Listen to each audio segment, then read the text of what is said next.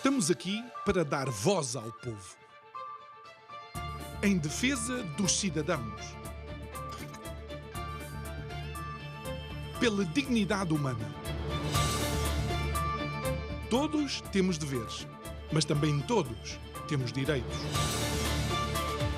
Será que existe justiça? Isto é o povo a falar.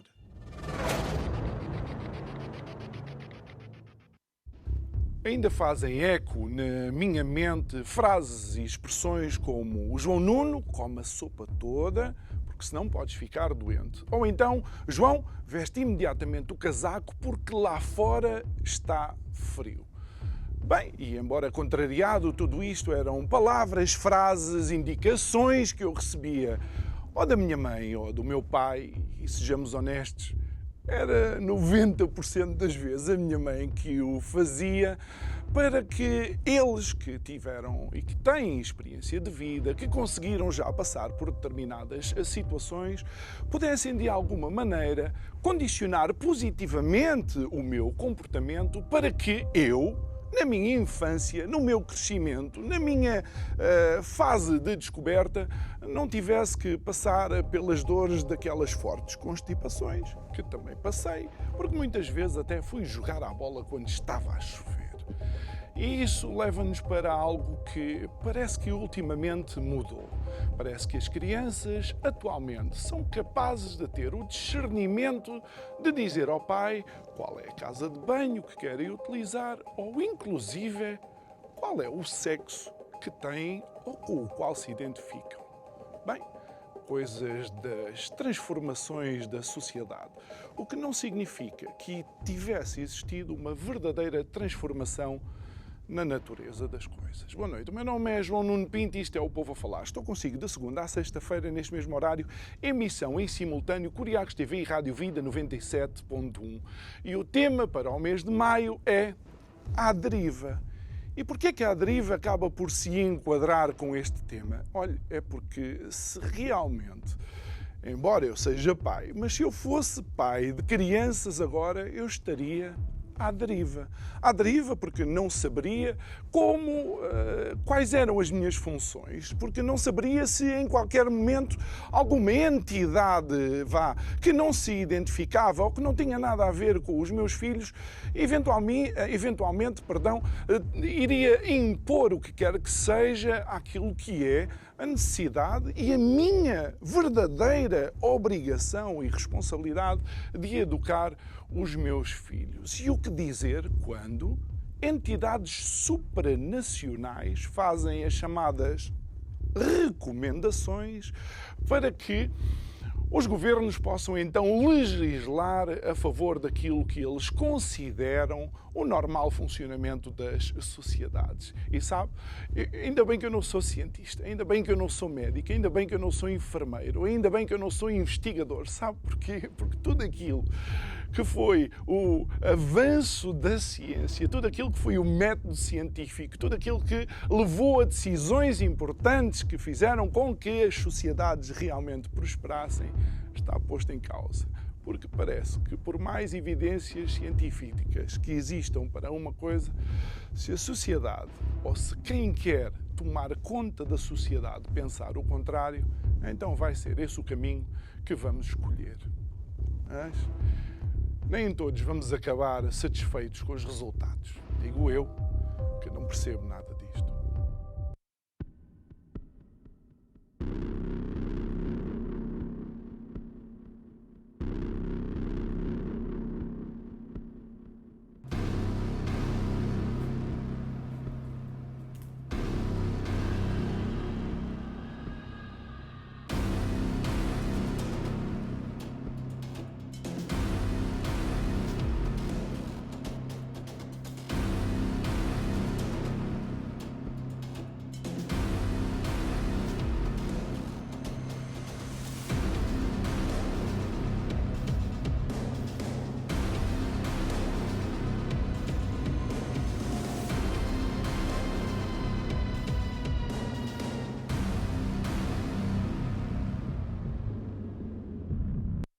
e de volta à nossa mesa para este programa que finaliza uma semana de conversas.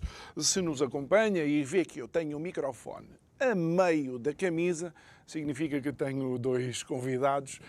Não são caras que sejam novidade no nosso programa, mas são alguém que recebemos sempre com muito gosto. A Maria Helena Costa e o Abel Matos Santos. Muito boa noite, obrigado por estarem aqui connosco. Isto normalmente funciona. Já fizeste algum programa com dois convidados? Primeira vez. É a primeira vez. Helena também. Então isto é um ping-pong, mas sempre podemos complementar as ideias uns dos outros. E começamos, Helena, por um evento que vai decorrer durante todo o dia de amanhã, que é o Encontro 2023 das Famílias Conservadoras. Podes mais ou menos contextualizar como é que apareceu, como é que surgiu e quem ainda vai a tempo de participar, como é que pode fazer? Então, antes de mais, boa noite, muito obrigada pelo convite. Boa noite também para os nossos espectadores lá em casa. Boa noite, Abel, estava-me a esquecer. Então, isto surgiu quando a Associação Família Conservadora foi criada. Nós pensámos em todos os anos ter um encontro, não é, com famílias que tivessem os mesmos valores, os mesmos princípios e que lutassem pelas mesmas causas, não é? Fizemos o primeiro em 2021, em Rates, Póvoa de Varzim, e, entretanto, meteu-se o Congresso Popular sobre Direitos e Liberdades Fundamentais, que foi o ano passado em Viana do Castelo, e então decidimos fazer de 2 em 2 anos, assim como também o outro será feito de 2 em 2 anos, como forma de reunir as famílias conservadoras, não porque querem as coisas antigas, mas porque preservam aquilo que é o correto, o bom, o saudável e aquilo que faz da sociedade uma sociedade saudável e próspera. E assim, este ano, o tema vai ser a família conservadora e os seus desafios na educação. É o tema central. Depois teremos vários painéis de debate, alguns oradores, mas vamos debater a educação e o que é que está a acontecer neste país, não é? Claro. Com o sistema de ensino, com tudo aquilo que está... E com os programas que são colocados nesse sistema de ensino. Entretanto, não sei se viu, eu mostrei este livro, que no fundo é um apanhado das crónicas publicadas pela Helena no Observador. Olha, e já que temos aqui uma Helena, e porque eu vi que ele está aqui mesmo à minha frente, eu quero dar os parabéns ali ao nosso cameraman, o Gustavo, que no dia 19 de Abril, um dia fantástico, que é o dia dos meus anos, teve a sua primeira filha e que teve a excelente ideia de a nomear de Helena, não é? Então, Gustavo e a Mónica, parabéns. Abel, obrigado mais uma vez por estares gosto, aqui. João. E falando daquilo que são os oradores, tu também és um dos oradores nesse evento. É verdade, com imenso gosto tive o grato prazer de ser convidado pela Maria Helena e pela Associação Família Conservadora para falar num dos painéis e falar sobre o tema da educação sexual nas escolas. Portanto, é com imenso agrado que o faço e espero que amanhã as pessoas possam, de facto, participar, refletir e perceber o que está em causa na educação dos nossos filhos, porque são os nossos filhos que vão moldar e fazer a sociedade do futuro, não é? E, portanto, aquilo que nós estamos a construir hoje é aquilo que vamos deixar a eles e os valores e os princípios que lhes passarmos são aquilo que vão informar a sociedade que eles vão desenvolver e deixar depois aos filhos deles. E, portanto, é muito importante a temática da educação é uma temática fundamental na formação dos povos e na consolidação das sociedades, e eu penso que vivemos um tempo de desconstrução, não é? Vivemos um tempo de absoluta desconstrução daquilo que são os valores seculares e daquilo que são os valores familiares, e vivemos atualmente talvez o maior atentado de sempre contra a educação e contra a família e contra a sociedade. E, portanto, é preciso fazer esse alerta, é preciso que as pessoas percebam o que está em causa para que as famílias, os pais, se mobilizem na defesa da sociedade e na defesa dos nossos filhos. É porque tu falas em que os nossos filhos irão moldar o futuro, mas aquilo que nós conseguimos ler atualmente é que estão a moldar os nossos filhos para moldarem o futuro à vontade de alguns. Exatamente. Hoje, os diretórios internacionais, enfim, muito bem estabelecidos e muito bem organizados, com muitos meios e com muito dinheiro, de facto, fazem dos governos nacionais de cada país, nomeadamente e com forte impacto na Europa, marionetas ao serviço desses diretórios que impõem narrativas e impõem programas de desenvolvimento, quer económico, quer social e quer educacional. E nós é o que estamos agora a ter, aliás, basta ver com este governo socialista de maioria absoluta o que é que tem implementado, enfim, com oposição forte de alguns partidos, mas o principal partido da oposição, que é o PSD, não se opõe claramente a estas coisas e, portanto, de alguma modo até acompanha, o que é preocupante, porque mostra que se a alternativa fosse essa, provavelmente as políticas seriam as mesmas, e isso são políticas que vêm, de facto, desagregar a cola da sociedade, que é uma coisa que se chama família. Não é? E se nós destruirmos a família e a desagregarmos, deixamos de ter pessoas saudáveis, deixamos de ter aquilo que dá segurança às pessoas e às crianças, não é? Que dá referências, que dá estabilidade e que permite que as pessoas se possam desenvolver harmoniosamente. E o que nós estamos a instilar hoje nas crianças e nos jovens é uma coisa que se chama dúvida. Se lhe instilarmos dúvidas, insegurança, baixa autoestima, incapacidade de compreensão das coisas, vamos ter o quê? Vamos ter quadros adultos em branco, vamos ter crianças que nós podemos definir como quisermos. Não é? E é isso que está a acontecer com estas políticas. Estamos a criar pessoas que vão ser facilmente manipuladas e conduzidas por esses diretórios. Quase também a apagar o espírito crítico, Sim. e a capacidade de Sim. contrariar aquilo que... Impedir que as pessoas pensem. Não é? E Helena, crees que o timing desta conferência, deste encontro, acaba por ser, vou usar uma palavra mais ou menos simpática, curioso relativamente àquilo que têm sido as últimas notícias de recomendações, entre muitas aspas, emanadas destas entidades supranacionais? Sim, acaba por ser um bocadinho, parece que está tudo a preparar-se, não é, para que o encontro decorra exatamente na altura certa, não é? Esta semana, eu recebi algumas denúncias de conteúdos que eu já conhecia de há 9 anos a esta parte, portanto isto não é nada novo, em que a Organização Mundial de Saúde e as Nações Unidas instruem claramente as autoridades educacionais, não é, em todo o mundo ocidental, a garantir que as crianças tenham parceiros sexuais. E quando na mesma frase aparecem crianças e parceiros sexuais, isto é de veras preocupante. Mas essas organizações, não é, elas dizem que crianças pequenas, e agora eu passo a citar, está entre aspas mesmo, crianças pequenas são seres sexuais que devem ter parceiros sexuais e começar com o sexo o mais cedo possível. Por esta razão, os jardins de infância e as escolas primárias devem ensinar as crianças a desenvolver a luxúria e o desejo sexual, a aprender a masturbação, construir relações entre pessoas do mesmo sexo, usar pornografia online e aprender diferentes técnicas sexuais, como, por exemplo, qual é que isto passa à noite? O sexo oral. Portanto, nós estamos diante de um ataque concertado que só pode interessar a pedófilos. Como é que é possível que a Organização Mundial de Saúde e as Nações Unidas deem estas diretrizes aos países? E os documentos são fáceis de consultar. Só que a maior parte das pessoas não querem acreditar que isto que é verdade. E então querem, por exemplo, chegar ao site oficial das Nações Unidas e encontrar lá uma frase que diga: queremos que crianças a partir de 5 anos tenham relações sexuais com adultos ou com quem elas quiserem, não é? Ponto. É isto que as pessoas esperam encontrar ali. Quando a linguagem é uma batalha que nós temos estado a perder e eles dizem uma coisa com um duplo sentido que a maior parte das pessoas normalmente nem consegue perceber o que está por trás. Esse é um dos guias, mas temos depois o outro, que é, distribuiu aqui, que é este aqui, não é? Deixa primeiro eu mostrar este. Ok. Depois eu já mostro, porque assim tu podes continuar a conversar. Então, as Nações Unidas querem equipar crianças para terem relações sexuais. E eu pergunto, como é que se equipam crianças para terem relações sexuais? Não é? Na página 71, por exemplo, desse guia que estás a mostrar agora, os educadores, entendam isto na escola, está bem?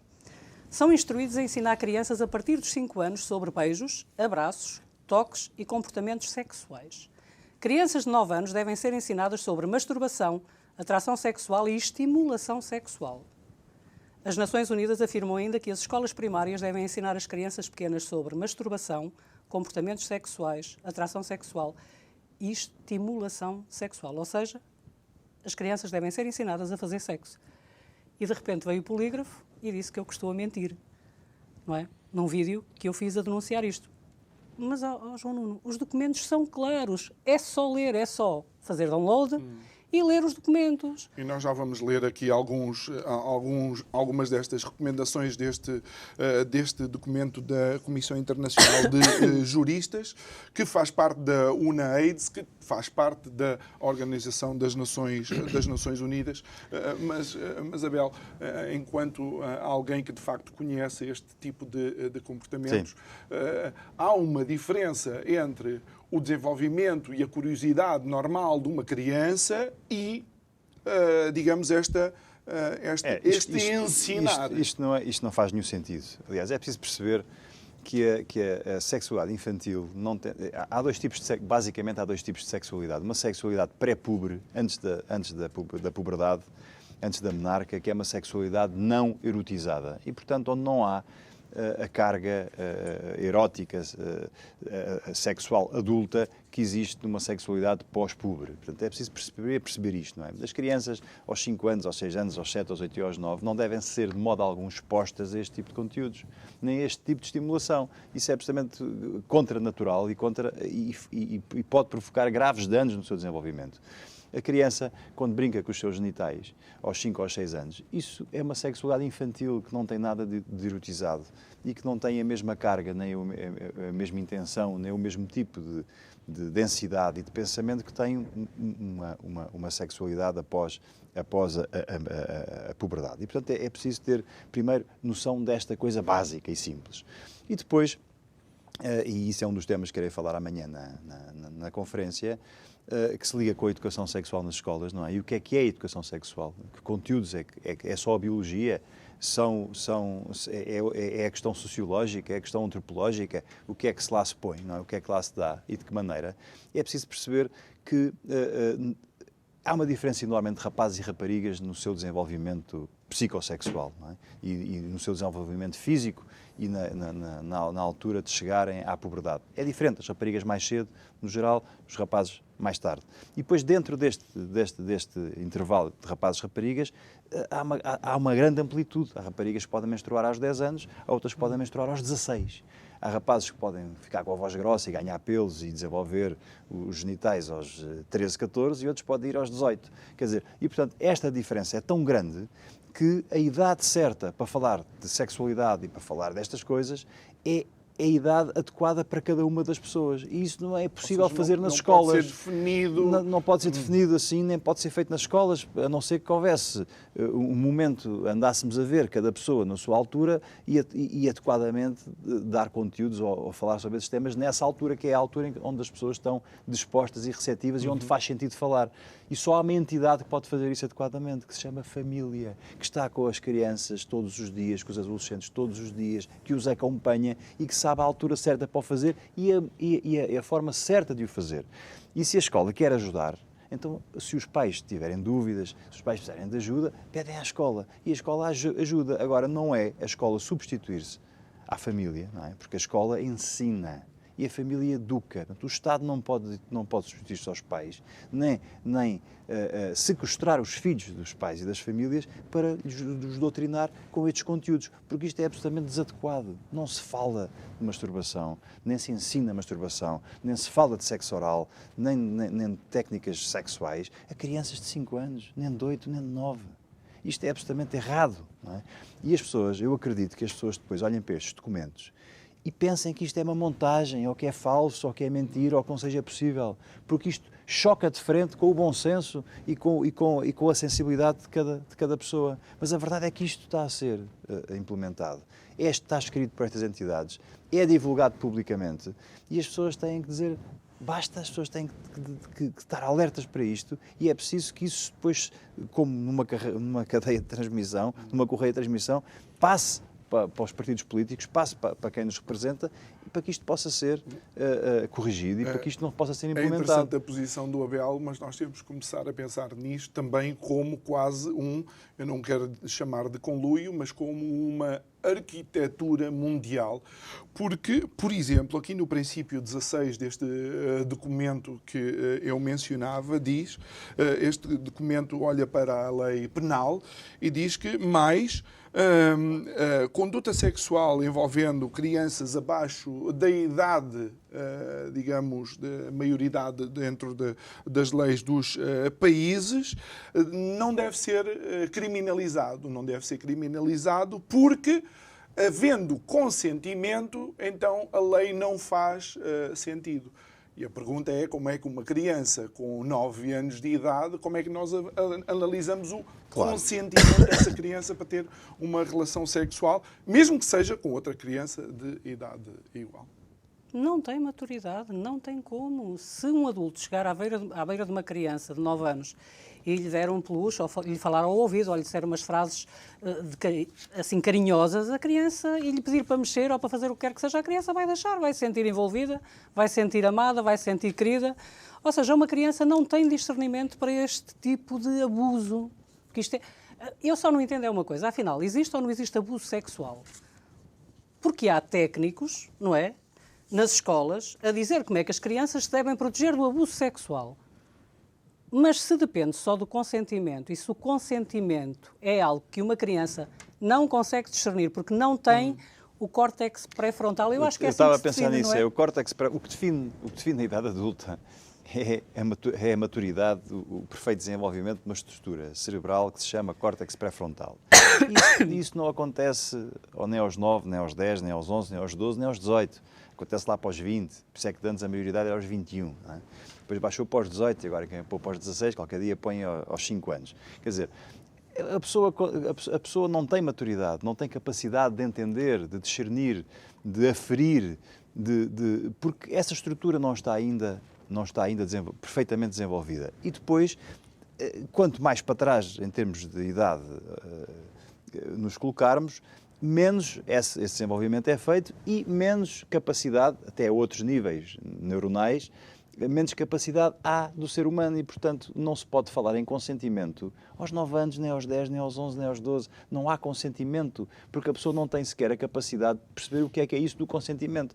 E, portanto, isto é tudo perverso, é negativo e é mau. E é aquilo que o João Nuno dizia no início, que é arredar a ciência, quer dizer, a ciência que tem um caminho estabelecido de séculos, do método experimental, do conhecimento das coisas, e normalmente, e idealmente, e era assim que se fazia as decisões, em tudo, na engenharia, na medicina, na educação, as decisões eram assentes naquilo que era o método científico. Se era bom, se era mau, se resultava, se não resultava, se fazia, se não fazia. Isso tudo hoje é anulado e substituído pela ideologia, pela política. Portanto, os políticos arrogam-se em Deus, não é? E põem-se à frente da ciência e dizem, não, isso não conta nada. Quer dizer, o que o senhor está a dizer não é verdade, o córtex pré-frontal não conta nada, nós entendemos que deve ser assim, não é? E se eu continuar a insistir e dizer, não, os senhores estão errados, porque a ciência demonstra ao contrário, o que eles fazem é, então o senhor vai se calar, porque senão eu mando-o prender. Vou multá-lo, depois vou prendê-lo, vou persegui-lo, e é isso que nós temos hoje, já em Portugal,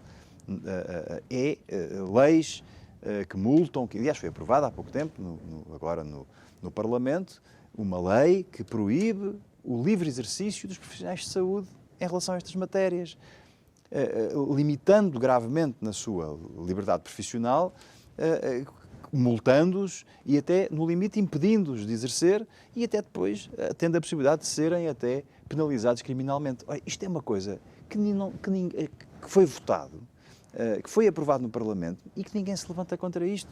Houve partidos que votaram contra e que se manifestaram contra isto. Mas a verdade é que as coisas foram aprovadas. E as pessoas estão impávidas e serenas sem perceber que hoje, de facto, vivemos numa ditadura. Mas só uma coisa, João, na palavra consentimento é uma espécie de abracadabra, não é? Que transforma as crianças em beneficiárias do abuso sexual de um adulto, por exemplo. Porque está a satisfazer o desejo da criança. Isto é terrível. Isto é algo absolutamente... eu acho que nem tenho palavras para qualificar, mas também é esse consentimento... Noutros tempos foi criminoso. E é criminoso, não é?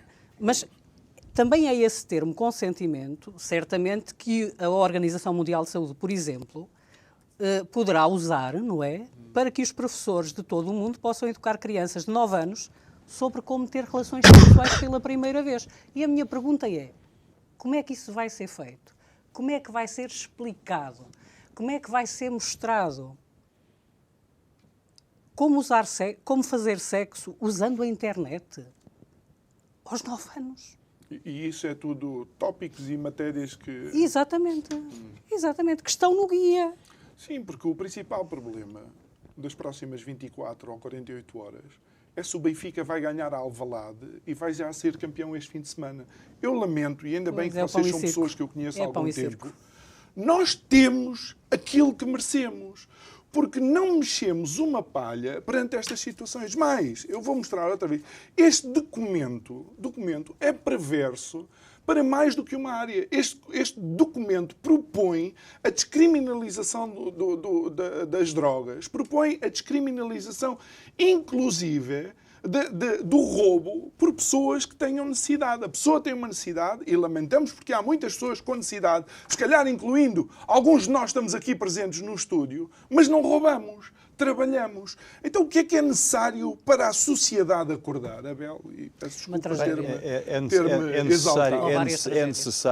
É necessário que isto ainda bata mais no fundo, porque é o que vai acontecer. Infelizmente, nós andamos adormecidos e achamos que tudo isto não acontece, mas isto já acontece e vai acontecer cada vez mais.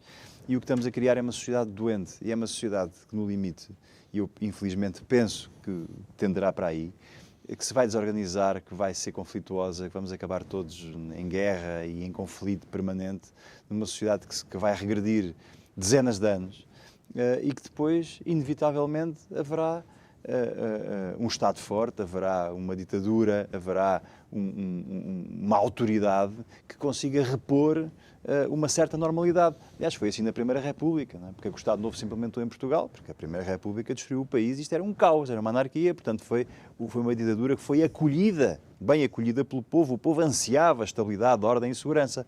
E é o que nós iremos ter agora, porque isto é o equivalente moderno daquilo que se passou há 100 anos atrás em Portugal. Estamos a viver isso. Como agravante é que é uma atitude concertada mundial. Que atinge o planeta e que põe em causa tudo aquilo que foi a construção do nosso mundo. Eu recordo-me da Helena, numa das participações, dizer algo que eu, na altura, até achei muito à frente, no sentido a Helena está aqui a lançar-se para fora de pé, que foi que algumas destas leis são, de facto, colocadas em andamento para, daqui a um tempo, normalizar a pedofilia. Então, mas isso significa, se normalizamos um comportamento destes, temos que normalizar qualquer outro comportamento. Claro. Se eu sinto necessidade de me comportar de uma determinada forma, é esta a sociedade do futuro? Possivelmente, se nada for feito, não é, pelas famílias em defesa daqueles que amam e dos seus filhos, portanto, possivelmente chegaremos aí, não é? Eu tenho fé que não é? E luto para que não cheguemos. Mas é que não há como fugir, não é? Porque as crianças são, como disse o Abel muito bem, o garante da nossa sociedade, não é? São o futuro do país. Se elas forem destruídas tão cedo e transformadas numa massa manobrável, não é? Sem nada, sem chão, sem valor, sem identidade, sem cor, sem Deus, sem fado, não é? O país vai pelo buraco abaixo, porque não há como. Aliás, esta ideia... Não me importo do fado, que eu não sou fã, mas pronto. Esta ideia de que as pessoas hoje em dia, que é muito transmitido através desta teoria identitária que visa desarticular a sociedade em que vivemos, entre que as pessoas podem tudo. Esta ideia de que tira-se Deus do altar e põe-me lá eu, e cada um é Deus de si próprio, e faz o que entende, e não precisa de ninguém, e consegue tudo, e eu sou o que eu quiser. Esta ideia de que as pessoas podem ser o que querem, é talvez a ideia que mais bem ilustra a perversidade destas medidas. Porque nós não podemos ser o que queremos. Nós só podemos ser aquilo que conseguimos e aquilo que o nosso corpo e o nosso espírito e a nossa alma nos permite. Se eu quiser ser peixe e se me mergulhar no oceano, eu morro afogado. Se eu quiser ser pássaro e me lançar do topo da ponte sobre o Tejo, eu morro, porque não vou. Quer dizer, esta ideia de que eu posso ser o que quero, não é?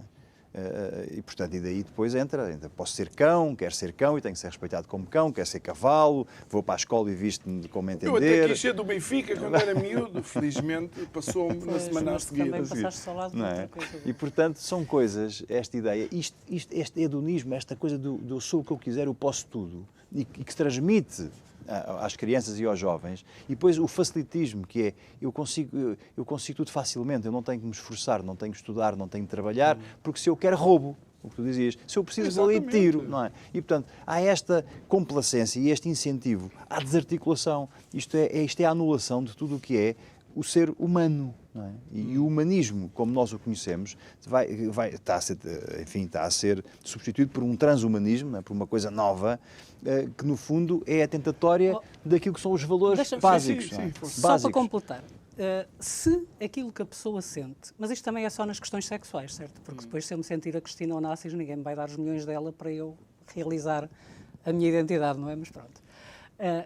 Se a pessoa é aquilo que sente, é o sentimento mais profundo da pessoa, é aquilo que ela é, qual é o problema, por exemplo, pronto, com a pedofilia? Não é o pedófilo, o que é que ele sente? Uma atração incontrolável, certo? Ou não, porque ela tem que ser controlada, mas ok, vamos pela identidade de género, porque é isso que é a identidade de género.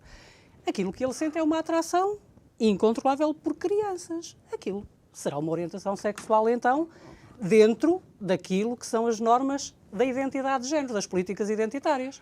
É uma orientação sexual como outra qualquer, mas se uma pessoa se sentir feliz, se ela sentir que a única coisa que a faz feliz, que a sua identidade é ser um serial killer, por que não, João? Não há balizas.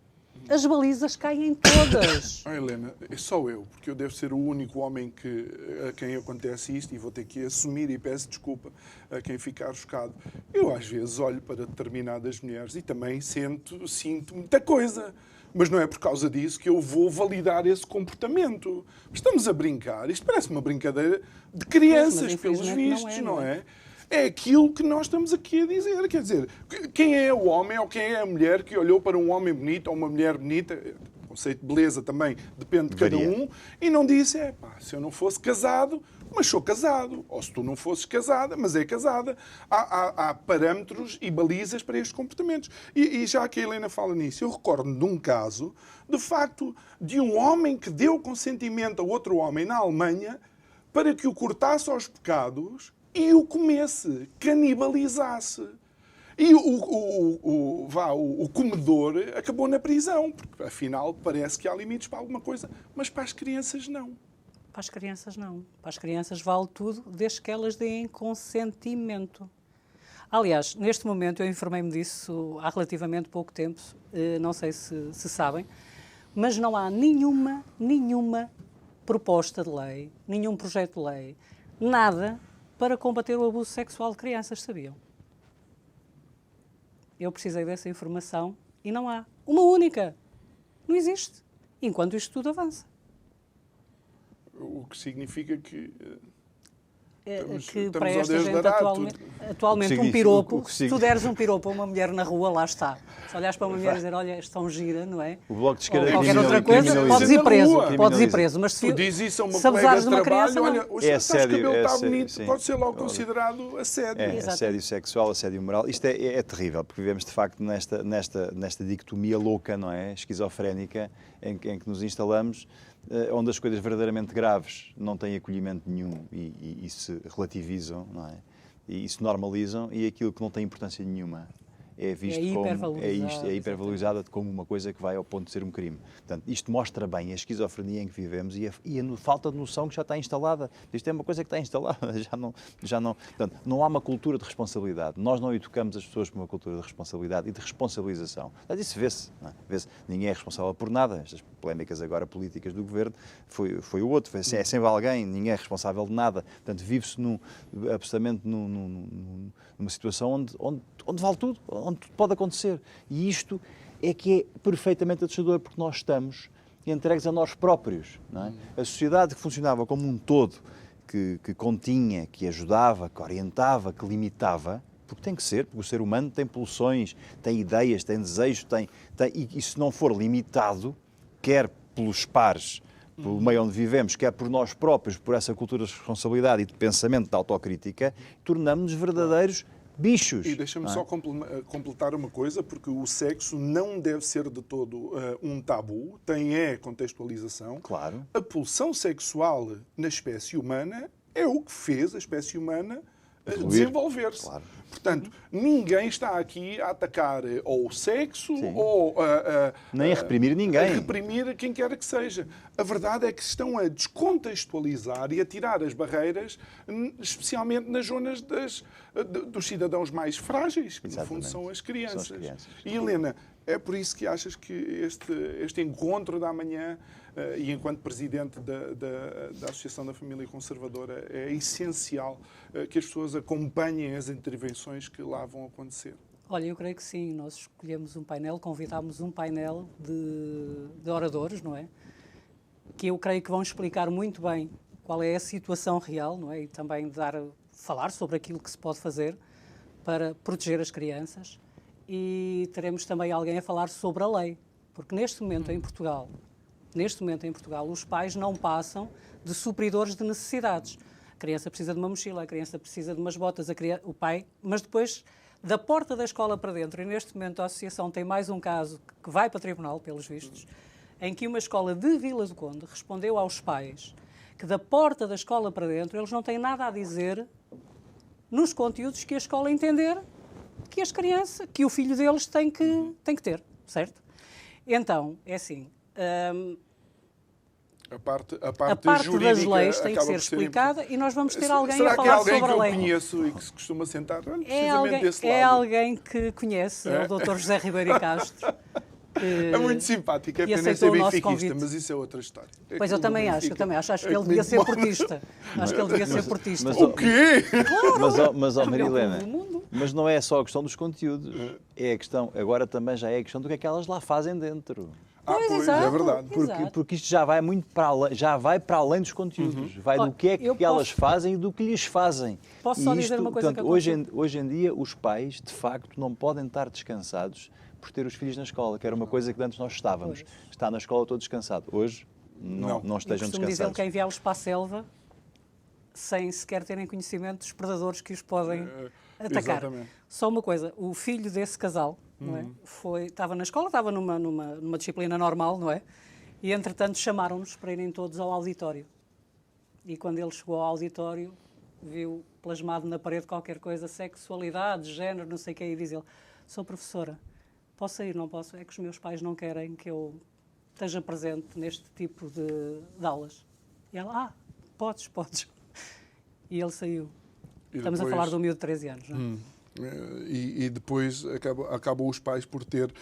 E vamos ficar só mais aqui alguns pontos deste documento, que eu mais uma vez eu aconselho a que procurem, se conseguirem encontrar, que é para depois não dizerem que é falso ou que não vem de facto de uma entidade que está debaixo da alçada da ONU, entre outras entidades supranacionais, relativamente, por exemplo, à gravidez, onde diz que não deve existir mais nenhuma penalização nas leis dos países caso a pessoa que esteja grávida continue a consumir drogas, continue a consumir álcool, ou seja, é retirar a entidade jurídica completa ao feto e permitir o aborto até ao 9º mês, até à véspera da data da criança nascer. Mas há quem defenda o infanticídio pós o nascimento, até alguns dias após o nascimento. Isso é defendido por esta gente. Portanto, isso não é...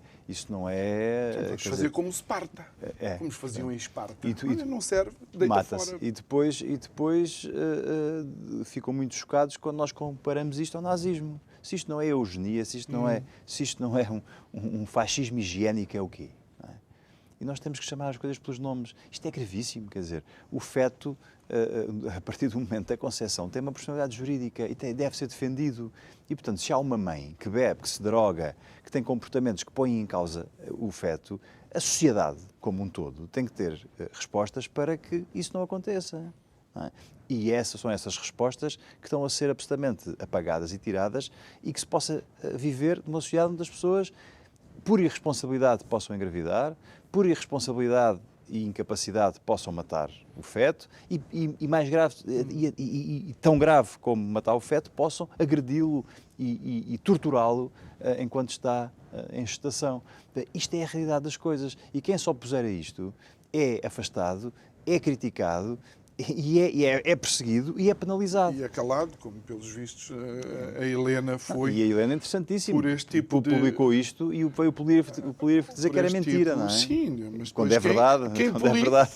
Quem poligrafica o polígrafo? Se pode dizer uma coisa Pode assim. fazer um Que polígrafo. já não é a primeira vez que o polígrafo, de facto, mente. Não, é de facto, o livro já o tem feito várias vezes. Aliás, mente regularmente, facto, não é? Exatamente. E deturpa, este não é? caso. Então, Helena, quando olhamos para esta questão, mais uma vez, da sexualização das crianças, isto leva-nos a pensar que, para além desta agenda ser uma agenda mundial, os nossos governos não têm poder nenhum para contrariar isto, ou pelo menos Não querem ter. não querem, sob pena de perderem alguns dos benefícios. A minha pergunta é, para o ano vamos votar para as europeias, vale a pena votar para alguma coisa neste cantinho fedorento onde nós estamos atualmente? Quando houver um partido a levantar-se contra estas coisas, vale a pena votar nesse partido, não é? Mas não, sim, mas Seja não achas agora que só uma tem que chega. ser suprapartidário também, porque eu já me começo a cansar. Não, mas dos é- partidos. enquanto houver quem lute Devíamos contra nos isto- juntar todos, não é? Enquanto houver quem Está lute aqui contra um isto, eu ainda voto. benfiquista. Não sou fã é? de futebol, Ok. mas bom, a gravata simpatizo, vermelha, simpatizo. um sportinguista e uma portista. Devíamos nos juntar todos e ir para a rua. Exatamente. Mas não Mas vamos. eu já tentei fazer isso, só que acompanharam poucas pessoas, não é?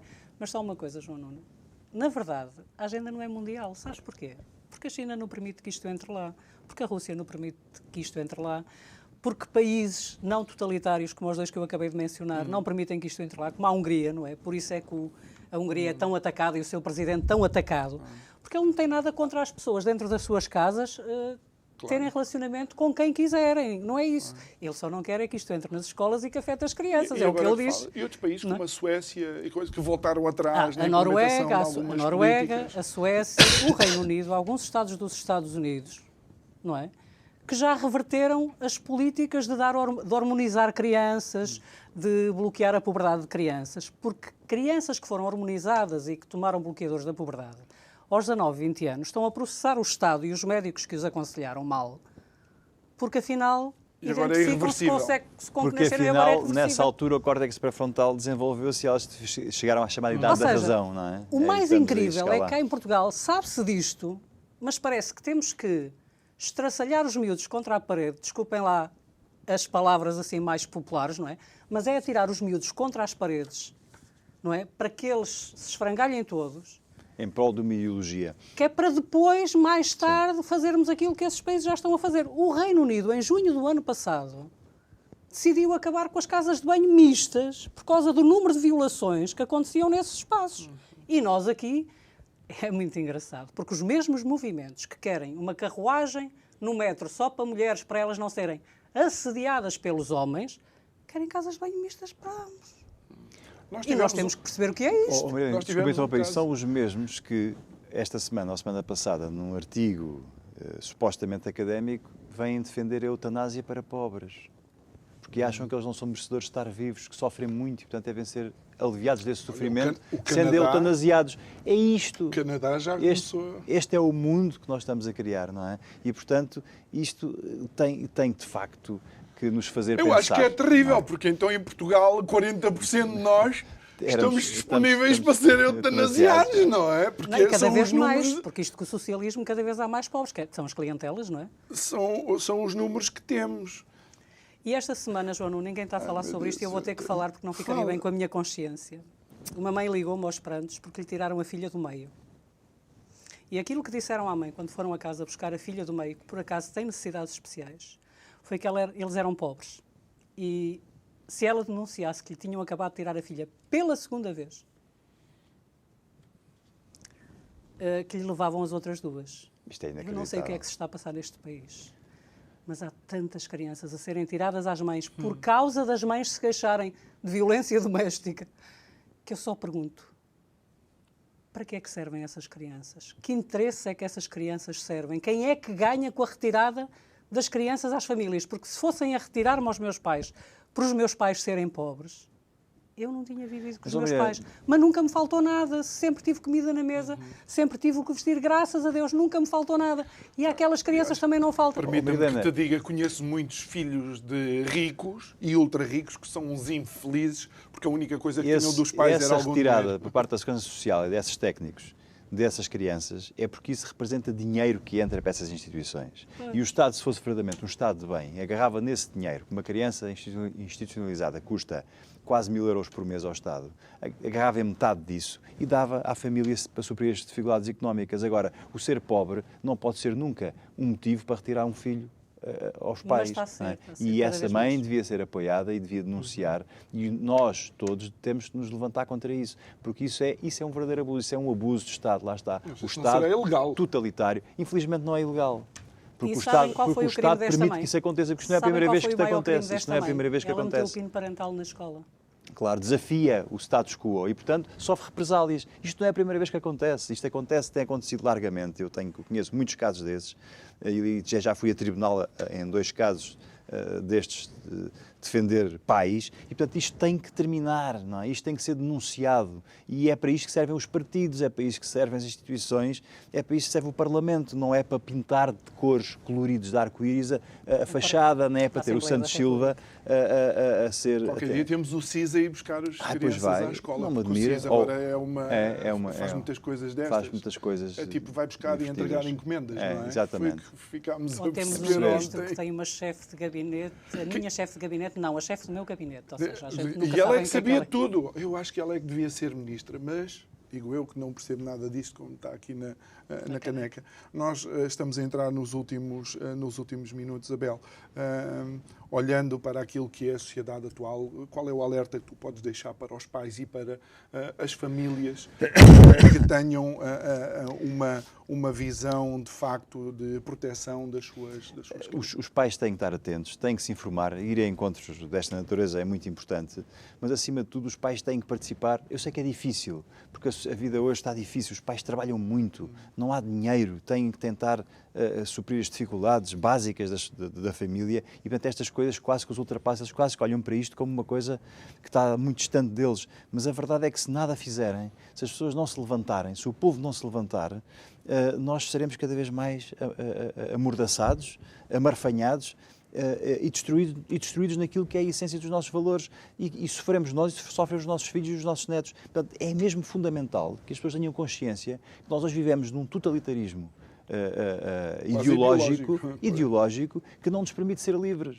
E isso é a realidade. Portanto, quando se diz que nós vivemos em democracia e que vivemos num país livre, é falso. Aliás, os exemplos que a Helena aqui nos trouxe mostram isso claramente. É falso. Nós, se não tivermos cuidado com aquilo que dizemos, com aquilo que fazemos, temos à porta ou a Segurança Social, ou o SIS, ou alguém, ou o CPCJ, a perseguir-nos. E essa é a triste realidade. Helena, para além deste teu livro, amanhã onde é que se vai realizar o encontro? No Fórum Lisboa.